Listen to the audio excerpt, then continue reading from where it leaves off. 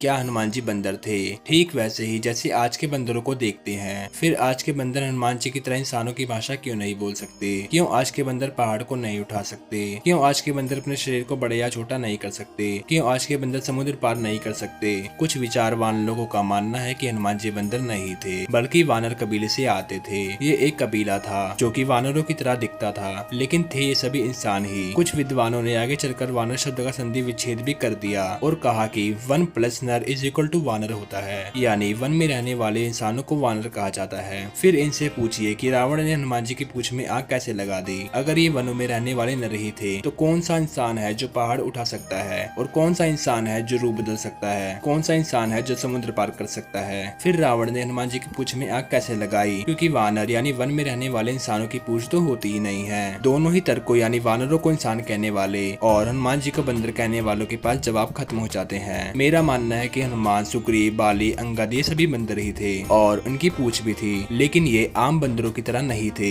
ये सभी देवताओं के अंशपुत्र थे जिन्होंने वानरों का रूप धारण किया था। ठीक वैसे ही जैसे विष्णु जी ने कभी मत्स्य, कभी वाराह, कभी कछुए का रूप धारण किया था, लेकिन वो मूल रूप से थे विष्णु जी ही। शरीर धारण करने से वो आम कछुए या मछली या फिर वाराह नहीं थे। इससे जुड़ी एक कथा भी सामने आती है। जब कार्तिकेय के जन्म से पहले शिव और पार्वती मिलन में देवताओं ने अवरोध उत्पन्न किया था, तो माता पार्वती ने देवताओं को श्राप दे दिया कि वो अपनी पत्नियों और अप्सराओं से संतान पैदा नहीं कर सकते। तब सभी देवताओं ने धरती पर बंदरों का रूप धारण किया और अपनी पत्नी से अपने अंशपुत्रों की प्राप्ति की, जिनके शरीर बंदरों और रीछ के थे, लेकिन वो सामान्य रूप से देवताओं के पुत्र ही थे। हनुमान जी की माँ अंजना दरअसल पुंजी कस्तरा नामक अप्सरा थी, जिनसे वायुदेव ने अपने अंशपुत्र के रूप में बंदर का शरीर देते हुए हनुमान जी को पैदा किया था। इसी प्रकार सुग्रीव सूर्य के अंशपुत्र थे और बाली इंद्र के अंशपुत्र थे, नील अग्निदेव के अंशपुत्र थे, जामवंत ब्रह्मा के अंशपुत्र थे, जिनका शरीर रीछ का था। तो ये सभी शरीर से तो बंदर या रीछ थे, लेकिन मूल रूप से देवताओं के पुत्र ही थे, इसलिए आम बंदरों से एकदम अलग थे। ये सभी देवताओं की तरह इंसानी भाषा बोल सकते थे, देवताओं की तरह हवा में उड़ सकते थे, देवताओं की तरह ही रूप बदल सकते थे और देवताओं की तरह ही शक्तिशाली भी थे,